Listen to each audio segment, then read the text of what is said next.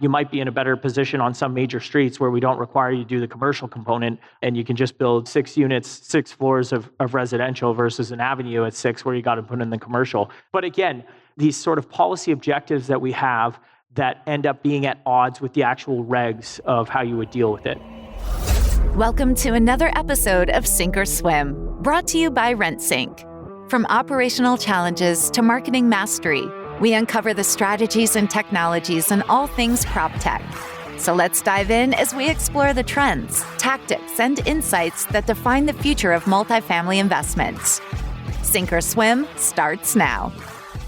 Hey everyone, my name is Jog Molatus, and I'm excited to share a very special episode of Sink or Swim. A few months back, RentSync wrapped up its first cross-country user roadshow, connecting with industry leaders and multifamily professionals across the country. One of these stops was at the beautiful Eglinton Grand Theatre in Toronto. Now, a key highlight from that event was a fireside chat featuring Toronto City Councillor Brad Bradford, an urban planner and passionate advocate for housing supply.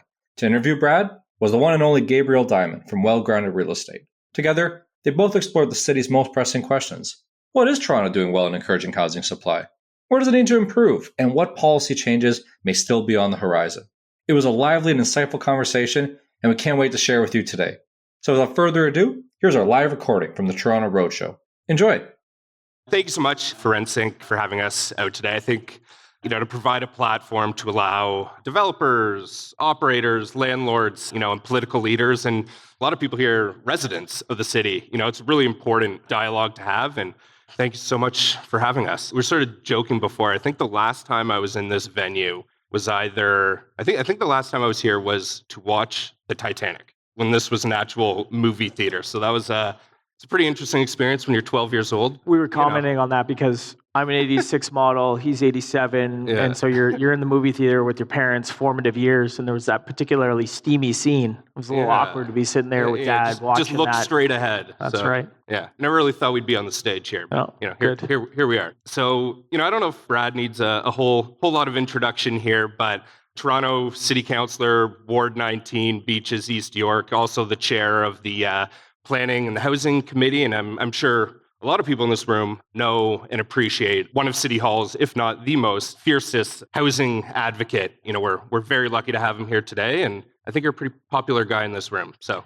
Yeah, it's nice to be in a room where people like you. That's not always the case, but it is great to be here, and what an important conversation to have. I think it's cool that RentSync has been kind of taking this across the country now, because so much of these conversations depend on the local market, the jurisdiction, the rules, the regs, the appetite for development, the rental vacancy rate. All of that stuff is very much a local conversation. And so it just seems like a great move to be able to move it into different markets. And of course, you're spending the day here in Toronto with all of us, and I'm really grateful for that too. Awesome. Okay. So first question, start off with fairly surface level. And really, I think the title of today's chat is how would you assess Toronto's performance on housing supply to date and sort of over the last 5-10 years? I think we have a long way to go. I think it could be a mixed review. There have been some initiatives that we have undertaken, particularly when I was the chair of planning and housing. I'm now the vice chair. We got a new administration, and I'm no longer running the show there. We've made some efforts to really respond to some of the criticism that was wholly fair, recognizing that Toronto had some of the slowest approval timelines for zoning and OPs, not just in the country, but in fact the entire continent. And I don't have to tell you folks, time is money, but we can get into some of the challenges with that. We can talk about the history of our consolidated official plan at the turn of the century there, and how that really set up the legacy for these divisive and corrosive battles between neighborhoods and centers, and how development was going to evolve. But the important takeaway is we recognize that was a problem, and we've taken steps to address that. Certainly the province has been swinging on this, and in a way that I think has been very helpful. They have recognized that approval timelines in municipalities have been a artificial restriction on the supply that we need. And if you go back to February of this year, we were rewarded from the province with the BFF, not best friends, but Building Faster Fund contribution. I think we took $100 million from the province to recognize that and help fund the infrastructure to build the housing. So that's the good news. But the bad news is when it comes to housing here in the city of Toronto, we have now entered an era where we have not just an affordability crisis, but a housing starts crisis. And if you are looking at the data right now, and you guys are in it, year over year, as recently as September, we are down 81% in terms of housing starts year over year. in the city. And I think the thing that's not talked about at length, certainly from a public policy perspective in the echo chamber at City Hall, is what does this look like in the next 12, 18, 24, 36 months? All you have to do is take a look at the transit file here in this city, what it looks like when you take time off from building transit, when you take time off from building infrastructure. We are now effectively shovels down on projects here in the city of Toronto. No housing starts. Unless you had your financing lined up in 21 or before 2022, none of that stuff is going forward. And so what is it going to look like 36 months from now if we're already in a housing supply crisis, we're already in an affordability crisis, and we're going to hit 2026, 2027, and there's no new supply? We can talk about the 25,000 units that are available for absorption right now in the market, different theories on that, but that is going to be absorbed. And then what's on the other side of that? Right. And so that's kind of the red flag. So how are we doing? There's some things that we've done that I think are correcting and responding to historic challenges. But it seems like the sort of story of the day here in Toronto is we do lots of press conferences about housing, but we don't actually do any housing. And I think that's a big problem. Right. No, I appreciate that. You're talking about housing starts and how long applications take to get processed. So I think in the private sector, you're always, you're thinking about benchmarks and different metrics. Like, can you speak to what the city uses internally, or if there are any, in terms of how you're judging performance? Was it a good year, bad year, good 3 to 5 years? Like, how is that stuff assessed? I think we have a 2030 housing plan, and someone can correct me, but it's some sort of number like 230,000 housing units by 2030. We're nowhere near on track to hit that. And now we've just taken a catastrophic careen off the cliff. We have a housing supply cliff that we're hitting where we're not bringing any new supply to the market. And instead of asking the questions as policymakers or leaders in the city, what could we do to assist with that? We continue to pursue, an agenda of public builder where the city of Toronto now fancies itself as a developer, and we are going to invest time and money and resources in trying to build more bureaucracy to build more housing. So at a time when it's never been more risky to build housing, and you folks are all in that space, we want to internalize that risk. We want to internalize that expertise and experience. We can't buy that from the market because you folks will never let us have the best and brightest people, and they're not going to come work at the City of Toronto. So that means we're going to spend a lot of taxpayer time and taxpayer money on this exercise to try and become the public builder. And we're taking $340 million from the federal government Housing Accelerator Fund.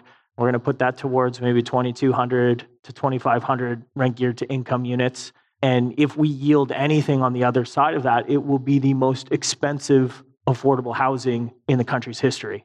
And so this is a challenge when we start embarking on the pursuit of ideology rather than ideas. And when it comes to housing, there's a lot of practical solutions out there that I think all of you folks are aware of when it comes to our zoning reform, when it comes to as of right, when it comes to fixing the missing middle, when it comes to responding to our urban design guidelines, which you go back and rewind the clock to 2015 when we were promised to be this mid-rise city.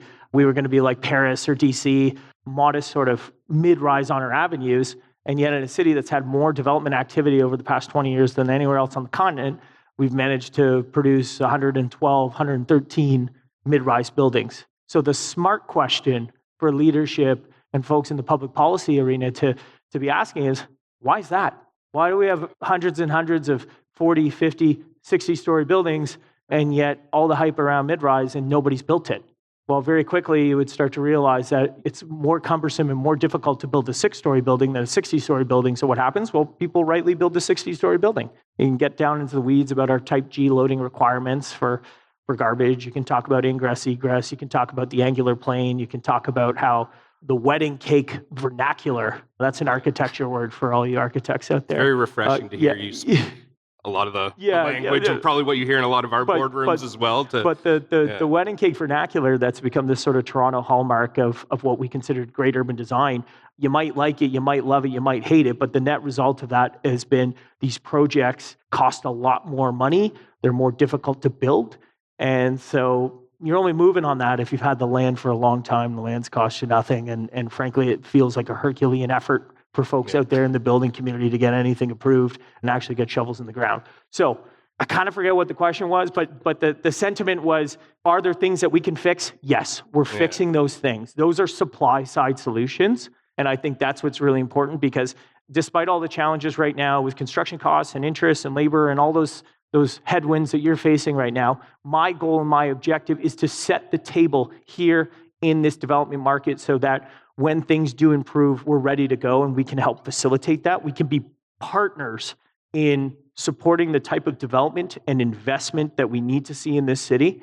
Because I think the biggest risk facing Toronto right now is the fact that we had 50,000 people leave the city of Toronto last year. And those were people with good jobs, contributing to our economy, growing the GDP, and in this flight for affordability, they're leaving the city. Couple that with 200,000 people who are moving into Toronto because we have a concentration of services and support, so they come here for that, and that's important. But what that leaves us with, if that trend continues, is a city that has a concentration of high needs individuals, a concentration of poverty, concentration of global elite, but a hollowing out of the core.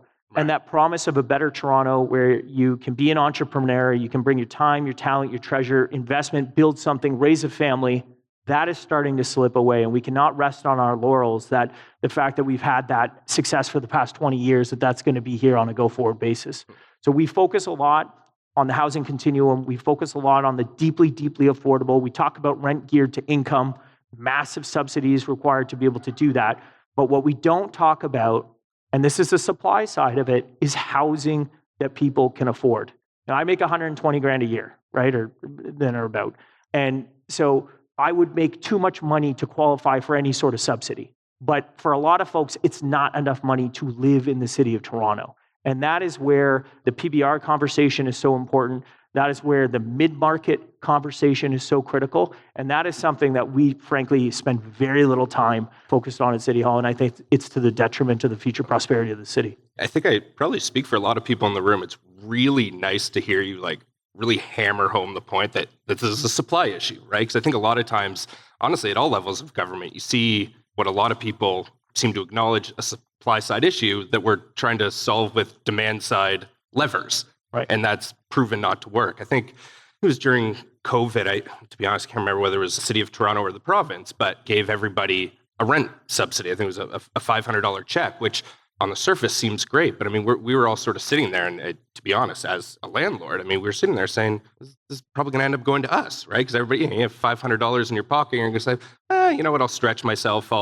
I can apply for an apartment that's $30, probably above my budget, but I'm going to apply for this. And if you give more money to people in their pocket, it's not going to make life more affordable, right? You need supply. We need to drive that down. I think a number of the presentations this morning sort of prove that. Or you look at other markets like Austin, for example. I think that's sort of a hot topic these days, where you let developers build, and you'll see that the rents will come down and things will sort of normalize a little bit. Yeah, and it's different types of products at different price points in the market. It's different products in different neighborhoods. And just to roll it back, the 2003 Consolidated Official Plan, the grand bargain that was struck at the time of amalgamation, really dictated and said, we are going to direct growth to the avenues, which never really happened. Trying to fix that now, and the centers. And what is going to be off limits, of course, is the stable residential neighborhoods. We codified it with language like character of the neighborhood. That really was preservation of status quo. And you could get away with that for a while, but now it's at a breaking point. And so one of the initiatives I was leading and continue to push on is the expanding housing options in neighborhoods, which is really about unlocking this missing middle. We ended the exclusionary zoning. We've introduced pathways for garden suites, multiplexes, and recognizing that we need more housing options in more neighborhoods that have been off limits for so long. And when you think about the type of builders, there's the big players in the market that have been around here doing it for decades. But I think it's also about unlocking a new entrepreneurial class of builder that we haven't seen before because it has been too cumbersome and too burdensome to do it.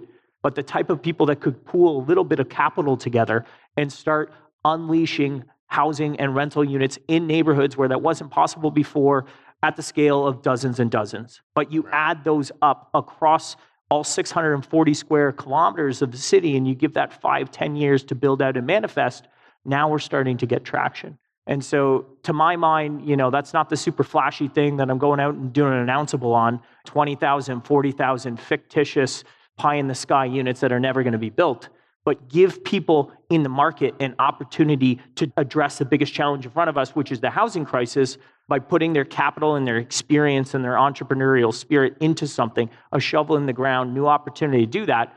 I think that's more helpful than not, and it's not going to be the single thing that solves any of our problems, but it is additive. And right now we have to be adding. But you add it all up. I mean, I could add an anecdote for us. We have a small walk-up building, about 26 units at Bathurst and Lawrence, and we had an opportunity to add a basement unit, and we did, and it worked out. But the hoops we had to go through, the site plan, where all these things, the development charges, all these things. I think it took over a year just to sort of get those building permits and get everything set up. And like one unit, drop in the ocean, it's not going to do absolutely anything, but 50,000 rental buildings in the city, this, and this, to your point, develop some laneway suites, whatever the case may be, and you can activate, that part of the private sector, start to create an environment that's a little bit more pro-supply, and you start adding to it, and it probably adds up in the end, right? I think we need a lot more collaboration. And what I mean by that is, again, we're not the experts. We don't have the expertise in-house. A lot of the folks in the bureaucracy, and I used to work in the chief planner's office. I'm an urban planner by training, so I was there. I saw it before I ran for council. Very good intention, smart, thoughtful people. But having not spent adequate time in your shoes, in the position of experience of trying to do this and push that boulder up the hill, mistakes get made. And you see it all the time from a policy perspective. Anyone follow the major streets work here in the city of Toronto? So it's exciting, and it's net positive. But I found myself at committee with a policy that was coming forward from staff, and our own economic analysis, which was, Appendix 1, said if you cap the number of units on a 6-story building at 30 in Scarborough, this project will not be financially viable. And so I'm sitting there reading this sort of smacked, and it occurred to me, I am so frustrated and sick and tired of us bringing policies forward that are dead on arrival. We make the most modest acknowledgement that there are challenges that we need to fix, but we are so meek in our response and so weak in our response. And I don't think this is a time for weakness. I think it's a time for strong, assertive, and bold action and leadership on these files. The good news is I was able to resolve that between committee and council, bump it up to 60 units where type G loading requirements come in, where you're probably coming in for minor variances anyways, and that made a lot more sense. And I think that major streets will have some legs. In fact, you couple that with our avenues policy, which is also frustrating. You might be in a better position on some major streets where we don't require you to do the commercial component, and you can just build 6 units, 6 floors of residential versus an avenue at 6 where you got to put in the commercial. But again, these sort of policy objectives that we have that end up being at odds with the actual regs of how you would deal with it. I could give you a million examples. I mean, but do you think is that because when they're making this policy, they don't have, you're sort of missing some players around the table. You're not getting developers, builders in the room when some of these decisions are being made to say, hey, look, we'll show you our pro forma. This doesn't actually work. Or is it? You know what? It's political. Look, I operate a number of roundtables. I've got my housing action plan roundtable, got my missing middle roundtable. Like, I'm constantly talking to people who are doing the work, building the housing that we so desperately need. And look, I'm not a developer. I can drive an Excel sheet all right, but I'm not an expert like you folks. And so I listen to people who know a hell of a lot more than I do. And that's where I'm taking my cues from. And I think it would behoove all folks in leadership to take some courses or at least try and read up on some of that stuff. But I think it's not that people are completely blind to it. Again, our consultant report told us that. We attached it to the report that went to council. It's the politics of it. And there are a lot of challenges with that. Again, when we lead with ideology rather than leading with ideas, when we are closed-minded to the solutions that are going to be required to fix the challenges, when there's a lack of recognition that it is, in fact, our policies that put us into this mess. You got to have the humility to stand up and say, yeah, that might have been the right approach in 2003, and maybe that was a good idea in 2015, but it's sure as shit not working today. If you can't do that, then we're lost. Why do you think it is such a divisive issue or a political issue? I mean, like, why? I mean, I understand NIMBYism, but everybody should want sort of a more affordable city or develop housing, but it's become this sort of developer versus tenant, landlord, resident. We can't have the big bad developer line their pockets, and you're sort of missing this, I don't know, sense of the solution's going to help everybody else. And, from a developer's standpoint, you're putting up considerable risk, often guaranteeing loans, personally. Like, the amount of risk involved to develop a fourplex is immense. So I don't know. It always kind of, like, why there's this contentious attitude or, why don't they just build it cheaper, offer lower rents or lower sales? It's like, well, the puzzle doesn't fit. It's funny. And this is where there's a bit of a disconnect. I heard from an applicant where the city of Toronto incorrectly circulated the wrong drawing set on a minor variance. And so went out to the community and wrong drawings, wrong proposal, earlier iteration. And then they call up the applicant and they say, oh, actually, like, really sorry, we're going to have to punch you off September, not able to do it, circulated the wrong drawings. And the applicant said, well, geez, like, that's unfortunate. That's going to cost us a lot of money. And they're like, oh, no, it's not a big deal. Like, we're not going to charge you for another application, and we'll try and get you on the next agenda. If it's not next month, it's the month after. Well, like, that's $180,000 of interest that we're paying on this project. So, like, it actually is a big deal. And that's a couple people's salary. So the disconnect, and it goes back to time and money at the city of any municipality, but the disconnect of the real cost of time and how that ultimately impacts affordability, whether that is the rents or the viability of a project or the per square foot when you go into condo into the market, is quite stark. The politics of it, which was the sort of first part of the question, I first ran for council in 2018, and I ran on a very pro-housing agenda. Being an urban planner and being exposed to that, being a millennial, being someone who thinks about it from a generational perspective of the people who are getting screwed and jammed out of a city that we'd all like to contribute to, I was very clear on that. But if you think about the politics, and we're in Midtown, of course, perhaps the most political place for housing politics maybe in the country. No comment. Yeah, well, that's okay, I'll do it.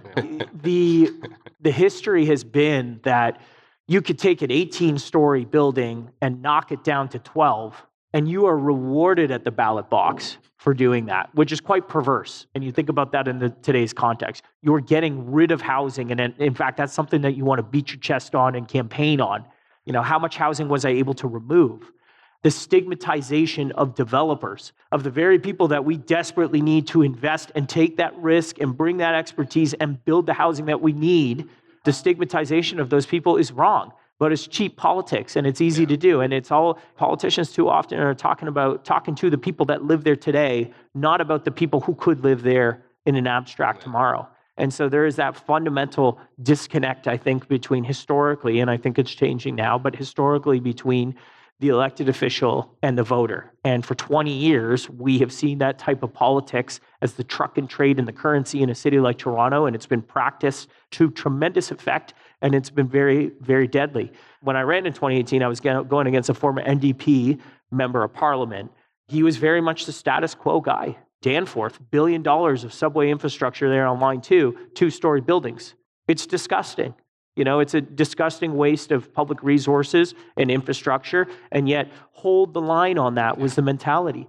And you got this kid coming in there swinging, saying, like, we need more, and it's got to be significantly more. And even 6 years on, the evolution of that conversation, and again, credit to the province for sort of pushing us on all that stuff, has evolved tremendously to, I think, the point now where you even see some politicians changing their tune on this.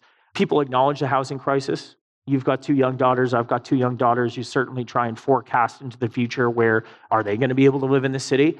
You've got seniors who are overhoused, and Beaches East York is a great example. Beaches in particular, sort of big century homes that used to have 5, 6 people living in them. Now there's 1 or 2. They would like to downsize, but there's nowhere for them to go. They want to stay in the neighborhood. And so people don't agree on the solution, and we can get into development charges and all that sort of stuff because I think that's a big part of it. They don't agree on the solutions, but they certainly have an agreement and a recognition of the problem right now because you can't ignore it. Yeah, no, I think some of that also is just trying to remove that stigma around rental, right? I mean, you see it in other markets, you see it in New York, all over Europe, where people rent. There's nothing wrong with that. I think Canada specifically, and US as well, but I don't know, US seems a little bit better in that regard. But Canada, it's like, you know, your ultimate goal is to have that single family home. And listen, I'm biased. I live in a single family home, but it's this idea that, you know, if we can put together high quality, purpose-built rental designed for families, suddenly you have that option, right? Living downtown in a small bachelor 1-bedroom apartment, which we desperately need, isn't as practical. And you see it in the data where, you know, the 2 beds and 3 beds, there's a complete lack of supply. So if we can make a regulatory environment and start to incentivize that, suddenly downsizers, families, you know, 50,000 people moving out of the city, you know, you have that option to stay close to where you are if you have a viable option because, you know, home ownership is becoming less and less affordable. Well, a couple things on that. So we could choose to incentivize. And I think we ought to. But what if we started with just choosing to not disincentivize? Yeah. Is that the word? Yeah. Make it harder to build Yeah, 2 and yeah. 3. And there's a per square foot cost associated with that. But you talk about the DCs, like we say family units, we've got our growing up guidelines. We want to see 20% 2s and 3s, but then we're charging you significantly more to deliver a 2 and 3 bedroom unit. So how does the market respond to that? Bunch of studios, bachelors, 1 bedrooms. And I understand that price per square foot and the investment model, like those are easier to move. But I think PBR is actually going to play a really important role in having more supply of those 2 and 3 bedroom units coming on board if we can get the incentives and remove the disincentives, if we can get that right and set you up for success. Because as long-term stable asset owners, I think you recognize that it's not just a one-time transaction before condo registration, move it out, get that off your books, and send somebody out there with the studio. You want a product that people are going to want, and not just want for 1 or 2 cycles, but for the life and the lifespan of the building. And so we need to get a serious conversation going about, all right, we say as policymakers, we want to see those types of units. We know that there's a premium associated with building those. If that's a policy objective that we believe in, and we say it is all the time, what can we do to help you get there? Right. And those are such an obvious thing to sort of ask. We're definitely going to get into that. Yeah, but not something that we intuitively seem to start with. There's also that myth as well that, wow, you're just building luxury condos and luxury rentals. But, when you really look at the data, that not everybody can afford that, but people that are living in more mid-market buildings and want to step up in their building, that suddenly starts to free up supply. You start to create a little bit more turnover that, we were sort of talking about earlier. And just because you're building luxury, that shouldn't be looked upon in a negative fashion. You're creating supply, and it's going to cause a little bit more upward mobility in the rest of the market to help free up more. Of course it's not a bad thing. Yeah, I moved here after grad school in 2011, I think. And I grew up in Hamilton. Don't hold that against me, but I landed... My mother's from Hamilton, yeah, so you're not going to get that from here. So I landed at Yonge and St. Clair, little 9-story yellow brick building on Mallory Gardens. I don't know if anyone here owns it, but I think it was like $1,200 at the time and came with a parking spot. That was pretty cool. Utilities included, and I don't know, it's like maybe a 600 square foot 1-bedroom unit. Classic sort of galley style kitchen, same floor plan that every building built in the 1960s had. And it was awesome. Is that where I might end up today? Not necessarily, doing a little bit better and have a little bit more income that I can spend towards shelter or housing. But that is such an important part of the market, and the most affordable housing that we have is the housing that's already there. Nothing that you're building today or tomorrow is going to be more affordable than what we already have. So yes, stuff might come to market at a different price point, might be mid-market, might be high-end product, but how that frees up different units across the housing continuum is so important and should not be ignored in the conversation, and of course should not be stigmatized.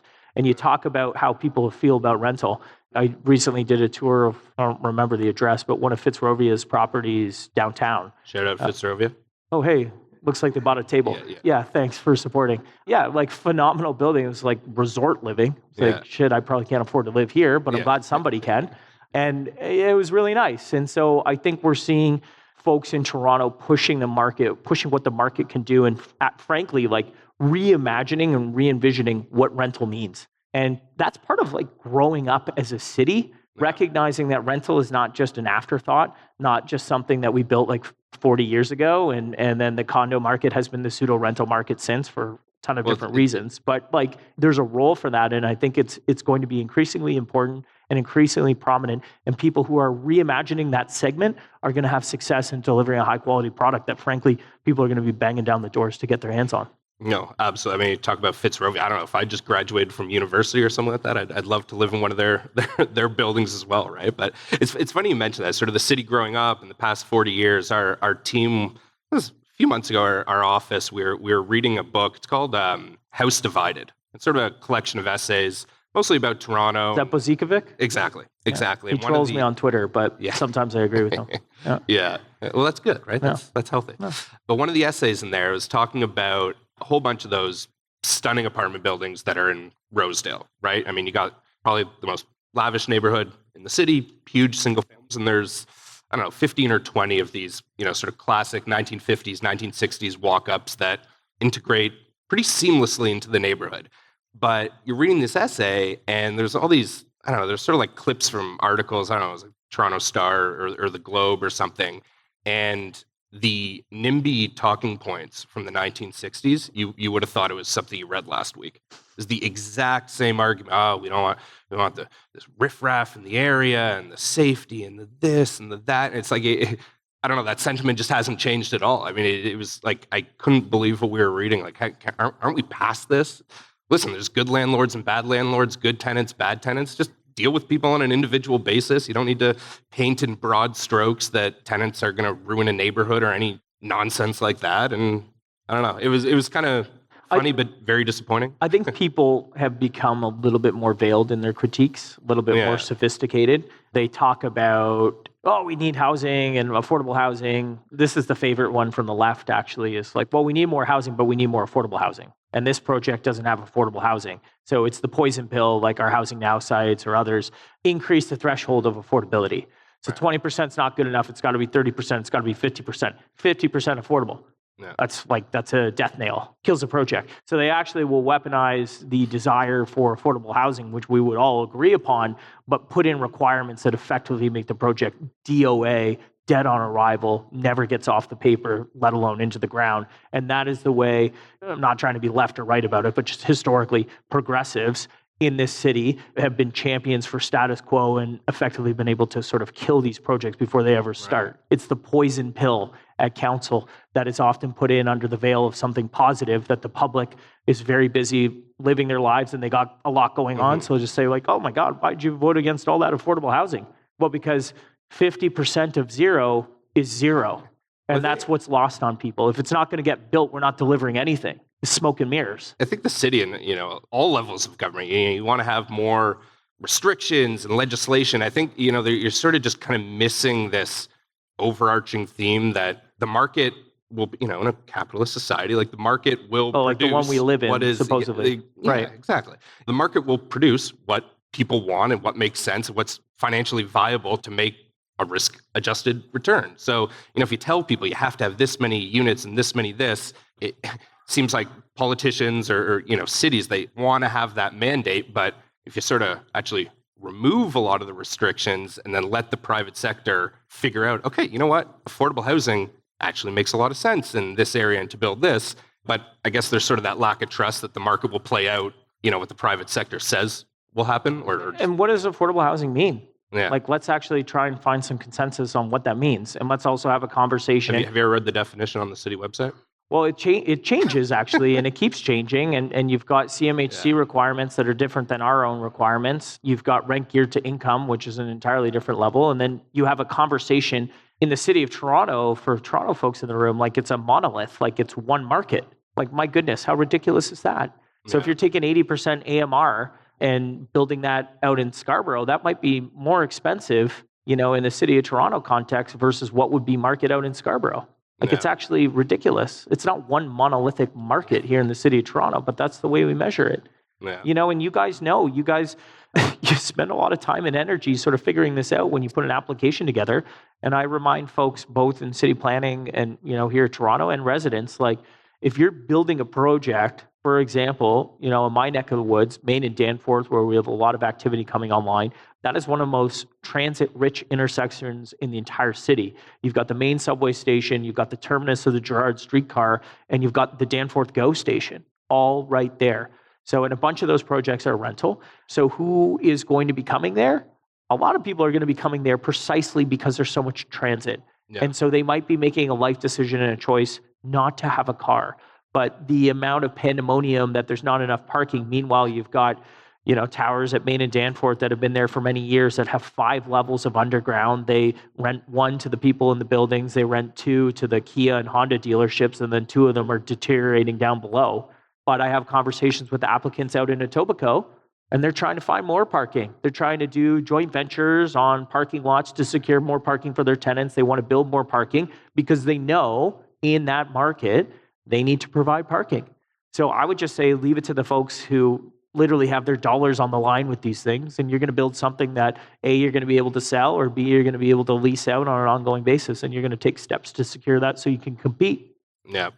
No, it's a great point. I mean, I think So sort of at a high level here, we're talking about supply and how to encourage supply. And, a lot of it comes down to, capital allocation, right? Developers and investors, you have a freedom of capital. You can allocate it, you can build purpose-built rental in Toronto, or you can go to a different market. You can go to Denver, Austin, Miami and build, or you can just build a different asset class altogether. You can build industrial, you can build retail, or just a completely different asset, equities, fixed income, pictures of monkeys, whatever people are investing in. So I guess my question to you, and what a lot of people probably want to hear about, is like, what levers, or like how do we create a regulatory environment to incentivize what we need the most, which in a lot of cases is rental? Like, what levers, whether it's DCs or taxes or otherwise, that you personally think make the most sense and you would like to see the rest of the city council get on board with? Well, I think there's a bunch of different things that we can do, and all the process improvement things and as of right and expediting timelines, that's super important for all projects across the board, regardless of size and scale. I think making the math work is the most important component that we all need to be seized with right now. You're seized with that, but we need to recognize, if we want to counter the forces right now, the fact that housing starts are down 81% year over year right now in a housing crisis, then what levers do we have at our disposal to help move the needle? So we can fix the process. We're working on that. But at the end of the day, the math has to work. And it's more difficult, of course, on the rental side, where you're not going out and selling units to unlock your financing. And it's so capital intensive. And so the feedback I hear from folks, and there's been a lot of individuals in the building community, in particular PBR, that have opened the performers and shown us what that looks like. We have to reduce the costs. And it's a recognition that nobody makes more money on housing than the government. And the taxes and the fee structures are completely unbearable. We've got a very ideological chair handpicked by the mayor, Gord Perks, and I'll just say that here publicly because I also say to him all the time too, who leads with ideology on this and just has a fundamental disagreement, him and I, about the development charge regime. It's gone up 42% over the past 2 years, 1,000% over the past 12. And it has now reached a point where it is unbearable and it's breaking the system. And this age-old planning notion that growth has to pay for growth is one thing and sounds good as a politician to quip on that. Yeah. But the reality of that is that's not sustainable. And we can have a property tax conversation and what elements in our capital budget are growth related and what are SOGR related and how do you deal with the matuations of that. But I can't see a lot of industries out there that can absorb a 42% increase in cost over a 2-year span, pass that on to consumers and still have a viable project. Yeah. And so there was a lot of hype about, and we'll just talk about it now, a lot of hype about the incentivizes PBR program that the mayor announced with a lot of fanfare a couple weeks back. I actually moved that motion back in the spring, directing staff to go and come up with some policies around this. And I think what's frustrating is there are so many people that are genuinely concerned with the housing crisis. This is your bread and butter. This is your industry. This is the place where you're building a career, where you make your money and where you're putting your efforts.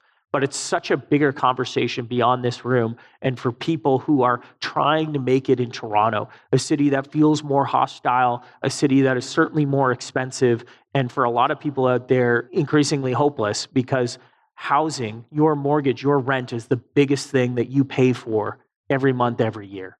And so when we come out as a city and make an announcement on CP24 and they take the headline right from the press release and just say, oh, like new rental program for 20,000 units, but nobody acknowledges that the first 7,000 units, you sure as hell better already have access to the federal apartment loan construction financing program, which is already over capacity and oversubscribed. So if you don't have it, sorry. It'll be great for those individuals that do, and that is positive. But 13,000 units of that 20 requires $8.3 billion of funding, subsidy, or low interest financing. It's pretty dishonest to go out and put a number out there like 20,000 to try and, which effectively creates an incentive or a perception for people that this is happening and this is moving. And that's why I said we're great at announcements, but we're pretty poor at execution. And, in the last hour from, if any of you were involved in those conversations, over the summer, I thought that we were actually headed in the direction of something that might work for a change. And what I've called for, I had an op-ed in the Star a couple weeks back responding to what was brought forward. It was very clear. Like, we needed broad, across the board waiver of DC right now. We need waiver of parkland dedication, And you need to put a sunset clause on it as well. 2 years, and we'll provide that incentive for you, but you get the shovels in the ground right now.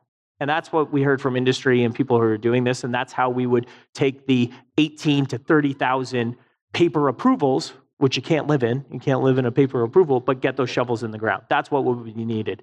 What came forward was this requirement of 20% affordable. And again, sounds great. But the whole point of this exercise was recognizing that we needed to reduce capital. We needed to reduce equity requirements on the front end for these projects to be financeable, for you to make a go of it. And instead, we came out with a program that requires you to have financing to get the relief. Yep. That's nuts. If you have that from the federal government, and I think optimistically, because I feel like I'm being negative up here, but optimistically... Well, that's what I was going to say. I do want... I know we're running out of time a little bit. Where's but the clock? Okay. It's pretty low. Oh, wow. So the final minute, and not to cut you off, to be a little more aspirational, how do you see the next 5-10 years of Toronto housing policy? What sort of innovative... Got it. I believe tremendously in Toronto. I believe tremendously in the people who want to call this city home, the people who are investing here, who are building things here. We got to get the hell out of the way and find ways to incentivize and encourage you to do that. You're not going to do it if it doesn't make financial sense. You're not going to start projects that lose money. You can't get them financed. You can't get them built. But the promise of Toronto still holds true. We have great healthcare system, education, great economy, diversity. And when you look around the world, all the different markets that you could put your money in, there's still a lot of reasons to be bullish on Toronto. But the word of caution is we cannot rest on our laurels and extrapolate that the success that we've had for 20 years is going to carry forward in the future. Now is the time to respond to the challenges in front of us with the type of bold leadership and action that recognizes the way forward is not the same way we've been doing things. We can't just focus on the prologue of how we got here today. We need to write a future together that empowers partnership with the market, with the private sector, because it is your capital and your talent that is actually going to address the big challenges, whether that's housing or congestion or affordability. It can't be government. We need to remove roadblocks. We need to be enablers, but we are not the single source solution provider to these complicated issues. So let's work together and we can build a future that we can be proud of. Fantastic. Thanks for having me. Awesome. Yeah, really appreciate it. Thanks for tuning in to a special episode of Sink or Swim. We hope you found that conversation as engaging as we did. And a huge thanks to Brad Bradford and Gabriel Diamond for sharing their expertise and perspective with us. And of course, thanks to you, the listeners, and anyone who participated in any of the stops on the Rensing Cross Country User Roadshow. Thank you for tuning in to another episode of Sink or Swim, brought to you by RentSync. If you enjoyed today's show, make sure to visit www.rentsync.com/podcasts for detailed show notes, key takeaways, and more. Thanks for listening.